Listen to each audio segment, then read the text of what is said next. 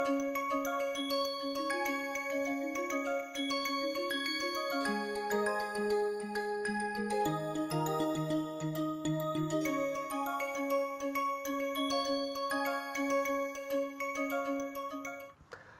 everyone, how are you doing?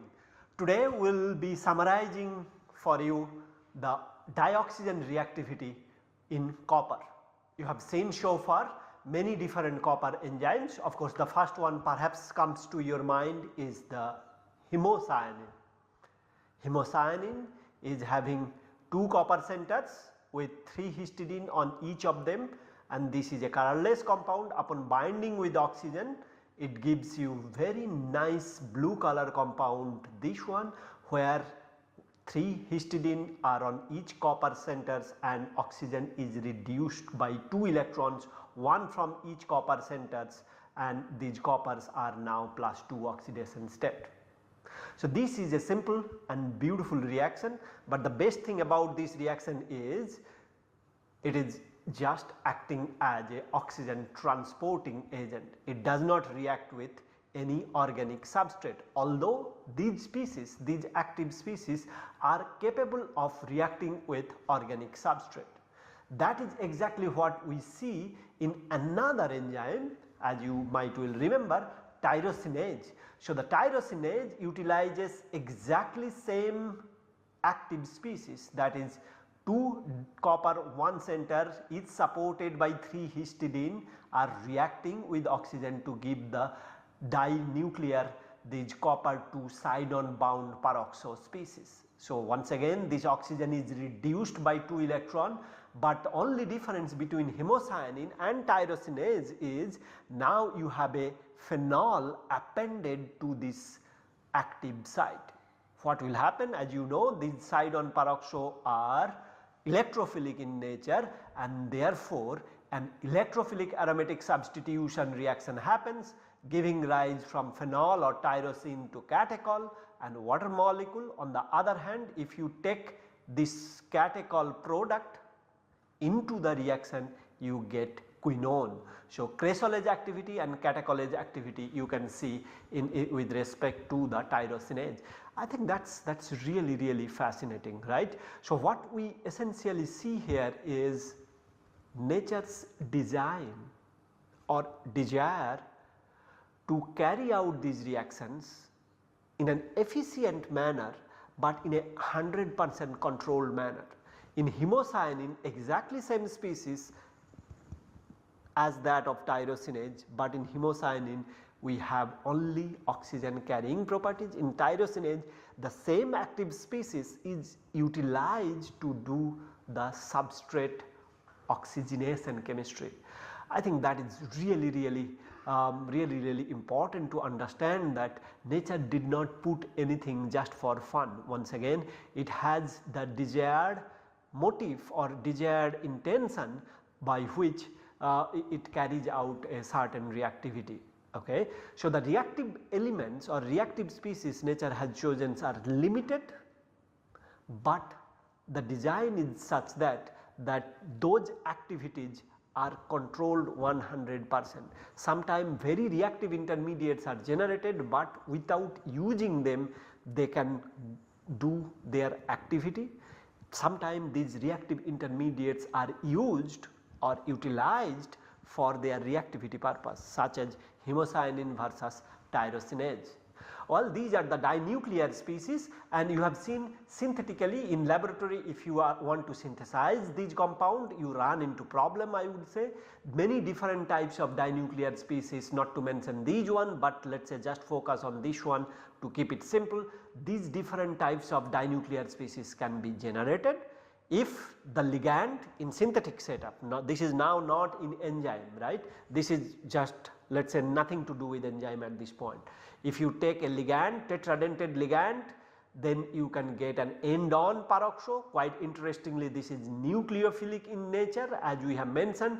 This is going to be delta minus. If you are taking a tridentate ligand, most often you end up getting these side-on bound peroxo species. These are electrophilic in nature. As you have seen, aromatic hydroxylation reaction is possible by electrophilic aromatic substitution mode. If you have often a bidentate ligand, then you end up going to get this bis mu oxo species where copper is now +3 oxidation state. In these cases coppers are in +2 oxidation state, only this case copper is in +3 oxidation state. Essentially from oxygen molecule, dioxygen molecule, you have broken all the bonds between the oxygen to get into this bis mu oxo species.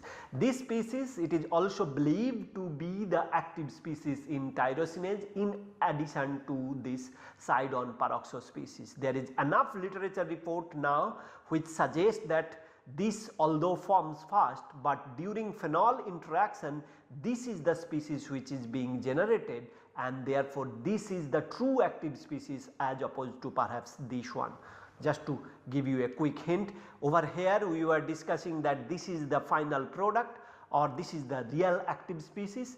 The recent studies, very recent studies suggest that it is the peroxo to start with, but then during phenol interaction, especially with phenolate, it is the bis mu oxo, this species that is generated. As you have noted that these species are in equilibrium with each other, therefore it is very difficult to maintain 100% purity between one versus another, although both of them are capable of doing the chemistry. It is also to be noted that these are completely ligand controlled mode of reaction. Well, not necessarily tetradentate ligand has to be always giving this. There are exceptions which violates the usual understanding, that is tetradentate, tridentate and bidentate ligand system gives all these species. There are enough sterically crowded or electronically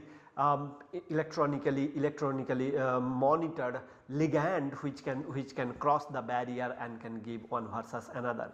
But perhaps most importantly, these species, these dinuclear species are forming through the mononuclear intermediate. So one of these mononuclear intermediate is involved during these dinuclear species formation. We will come back to these soon. Okay.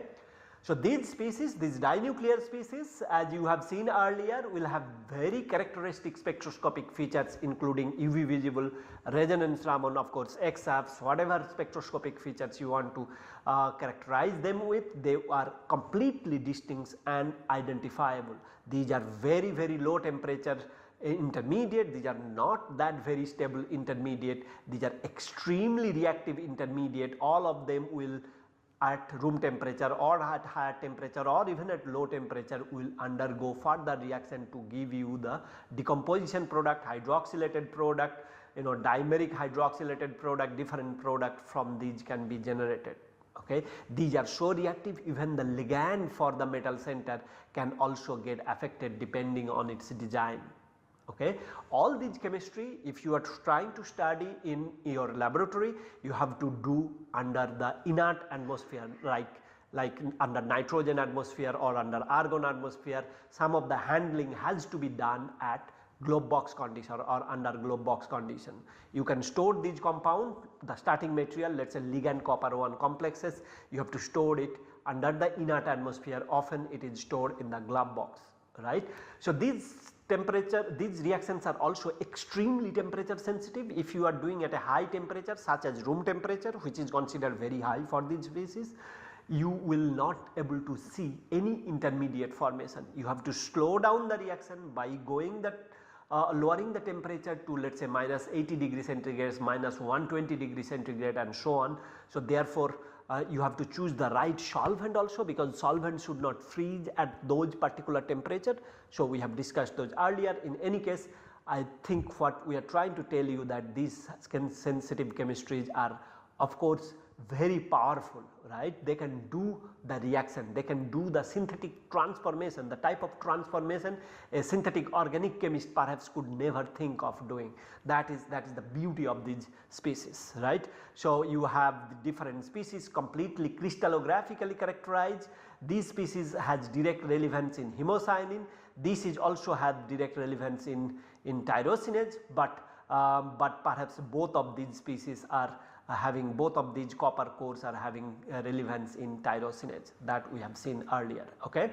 Let us move on. let us try to discuss mononuclear copper oxygen chemistry. So, of course, dinuclear copper oxygen chemistry is interesting, but mononuclear copper oxygen chemistry is even much more sensitive, and therefore, it has to be dealt with extreme care. Not that dioxygen dicopper chemistry is not sensitive, but mononuclear chemistry is super sensitive, right, because these are the intermediate which forms prior to your dinuclear species formation. These are kinetically fast formed product, right. These are the first step, and therefore, and this first step leads to the second step, which is the peroxo species formation, let us say for example those dinuclear, but stabilizing them is extremely difficult. We have seen many enzymes where we have these mononuclear copper oxygen species. Two of them we discussed, one of them is PHM, the other is DBM. These are homologous copper protein, meaning that what is true for one is also going to be true for the other one. Okay. Both PHM and DBM can do the substrate hydroxylation. Okay. As you can see, the substrate is getting hydroxylated by copper oxygen species, but these copper oxygen species are not the binuclear one. This is the mononuclear one.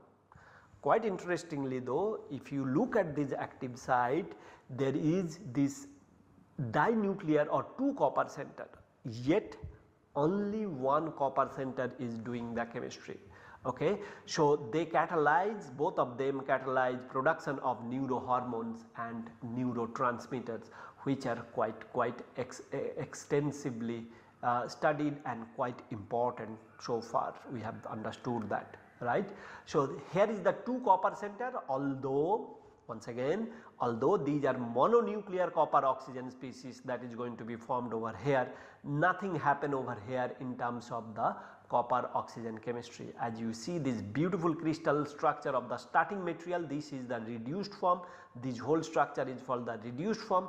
If you react it with oxygen, it gives rise to this mononuclear copper superoxo species. We have discussed the debate in this field, and that is, even if this crystal structure is known, people believe that just like tyrosinase, peroxo and bismuoxo, here people believe that not the superoxo, perhaps other species such as hydroperoxo or the copper oxo, mononuclear copper oxo is the real active intermediate, but there is also enough proof in favor of these mononuclear copper superoxo species. So, that is forming over there, nothing happens over there, and is the real active species.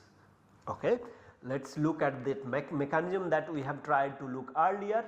So, this is the two copper centers separated by 11 angstrom, no oxygen activity happens here. This is the site where oxygen activation occurs, oxygen binds, substrate binds, electron transfer occurs. So, copper superoxo species formed, superoxo abstract hydrogen atom from the substrate, saying that this is the active species.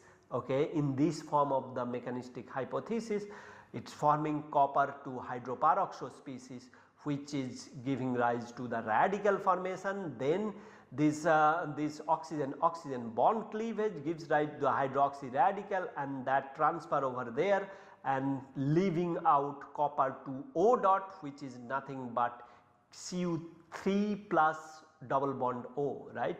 Cu to O dot is Cu3 double bond O, the cupril species. Okay. Now, this cupril and the radical will combine to give the copper alkoxide, and then the product goes out and ascorbate comes into the picture for reducing the copper center, and overall catalytic cycle goes on.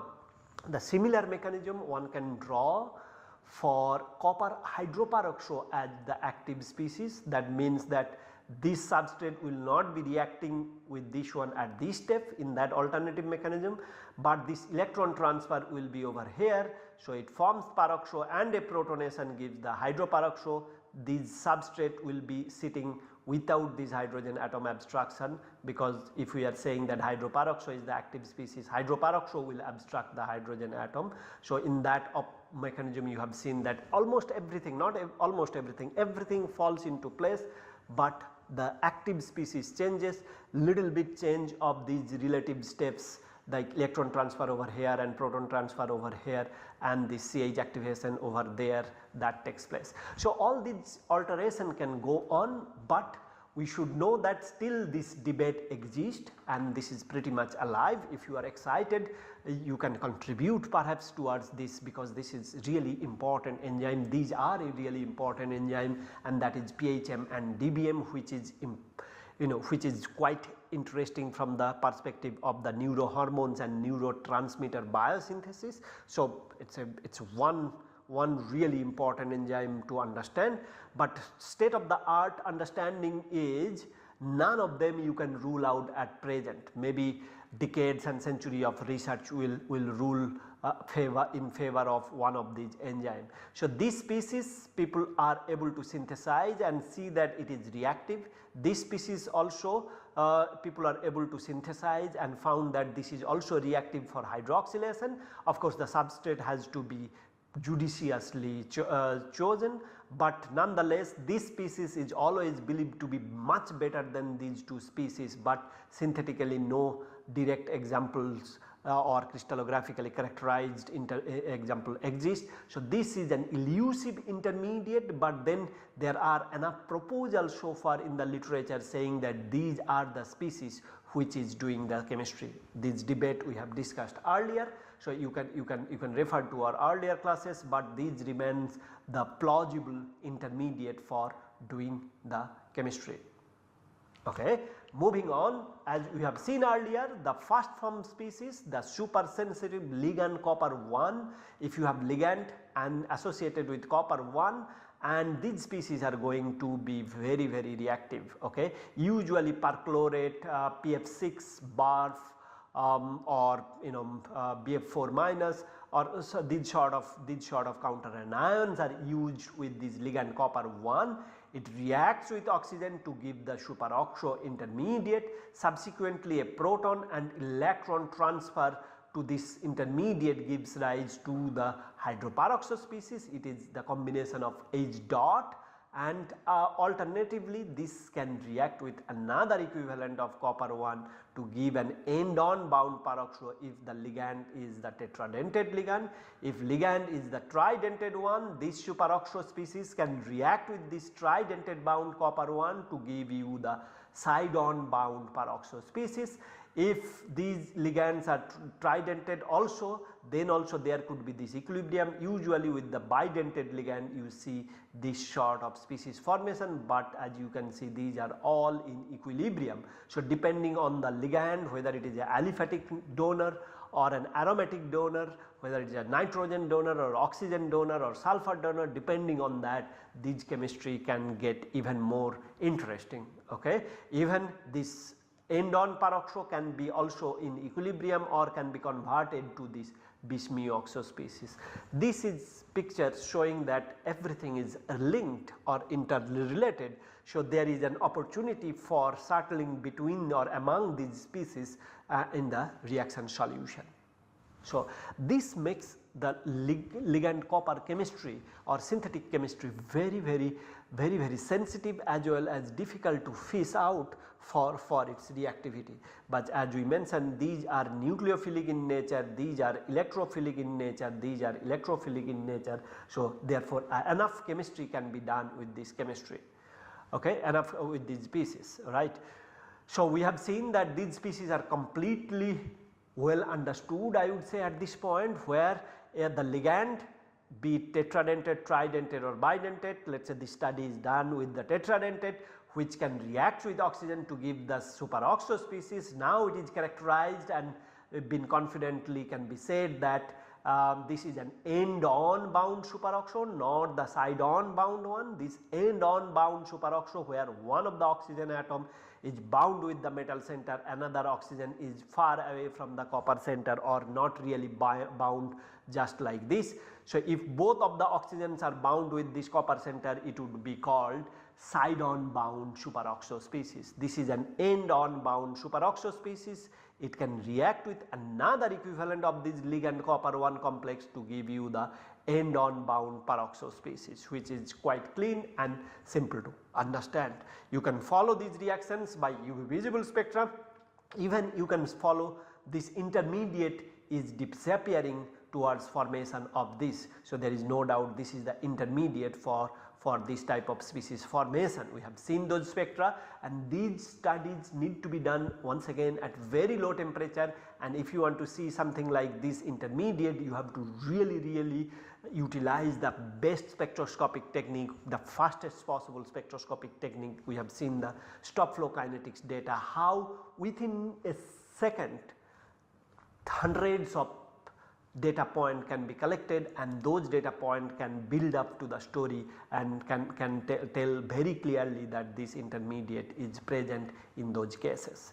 Now moving on, as we have discussed that there are relevance for this intermediate where both the superoxo and alkoxo species can be generated for the mononuclear one. So, mononuclear superoxo species can be synthetically achieved, characterized, and also it can be showed that this is perhaps the pathway followed, and we can also get the crystal structure of such intermediate. So, there is enough proof so far in the literature that suggests that the mononuclear superoxo can be generated and can do the chemistry, right. Moving on, there are many different compounds that is now characterized, not too many but decent enough. Both the or all the end on bound superoxo so far shows that they are also capable of abstracting hydrogen atom from organic substrate, just what is seen in the PHM and DBM cases. These enzymes once again are involved in neurohormone and neurotransmitter biosynthesis, and therefore the implication of the synthetic studies saying that these are involved into the hydrogen atom abstraction is quite phenomenal, right. And we also have seen that scientists were able to synthesize these sort of copper hydroperoxo species by appending the substrate within the ligand moiety. It is also able to show that, or scientists were able to show that this ND alkylation or substrate oxygenation and subsequent rearrangement chemistry or subsequent follow up chemistry can gives rise to the ND alkylation chemistry.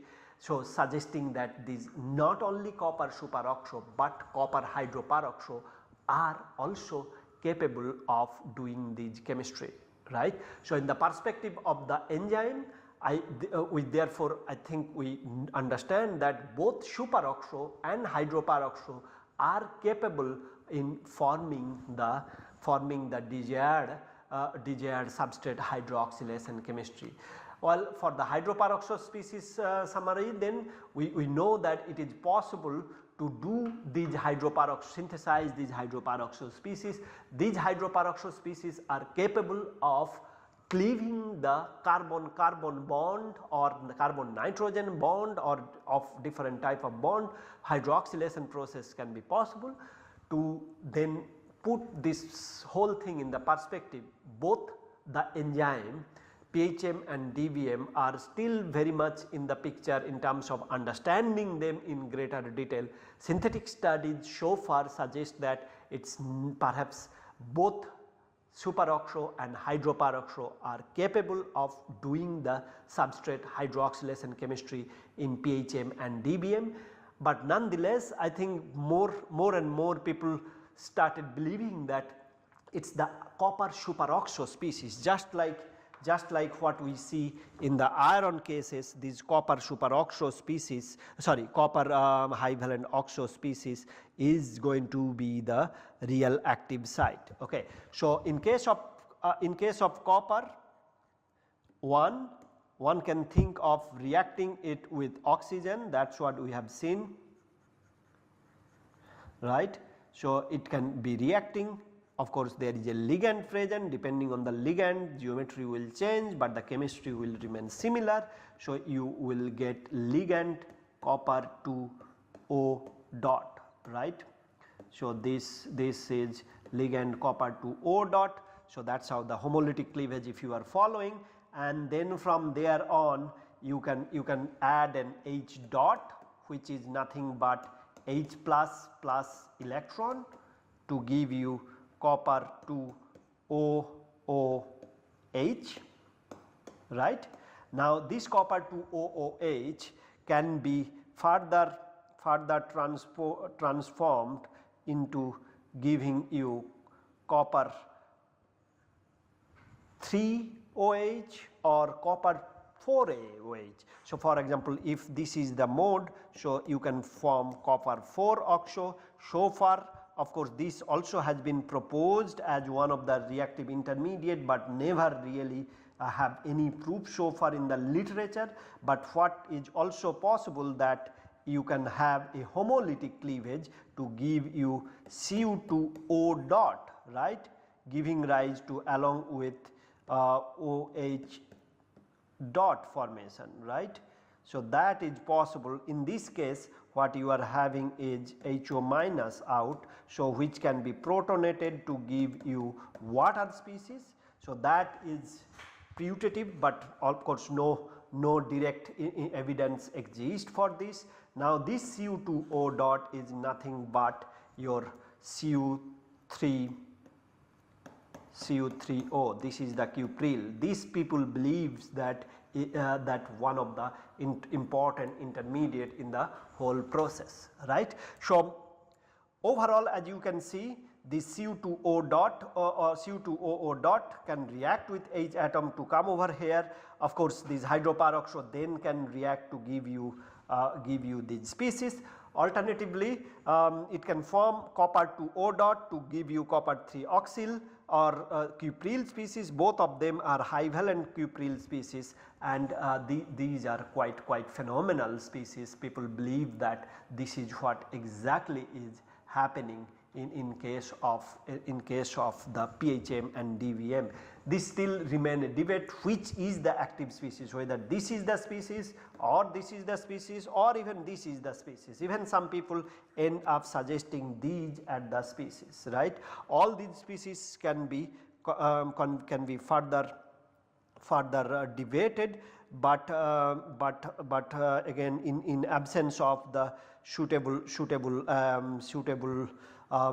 experimental studies, we can keep thinking that these are the all possible intermediate that is responsible for the chemistry, right. Also you should know that there are similarities between these species, and that is these can form quite exciting intermediate themselves. For instance, if you are looking at the iron chemistry and copper chemistry can also go parallel, that I will discuss in the next class. But let me try to say that this copper to OOH, the species that we were discussing earlier, or even copper to OO superoxo species, these are then can react with copper 1 ligand copper 1 to give you this copper 2OO. So this can give you 1 electron, and that can give you another electron to give you the peroxo. If this superoxo is side on bound in nature, so once again it's the same, this is 1 oxygen, sorry for the drawing, and this again can give another electron into the foray into the mixture to give you copper 2OO whole thing copper 2, right. That is how the chemistry is happening, and overall this chemistry can go on. Now I hope you have seen that copper oxygen chemistry is really exciting, right. These are mononuclear chemistry, these are dinuclear chemistry, and one thing we did not discuss, there are multinuclear chemistry as well, we have discussed earlier, right.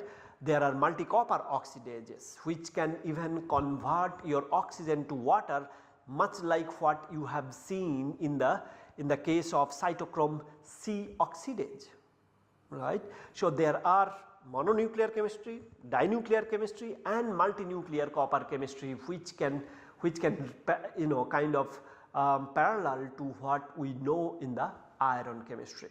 Okay, we will see the summary of the iron chemistry soon. Keep studying and good luck with the exam which will be shown. Thank you very much.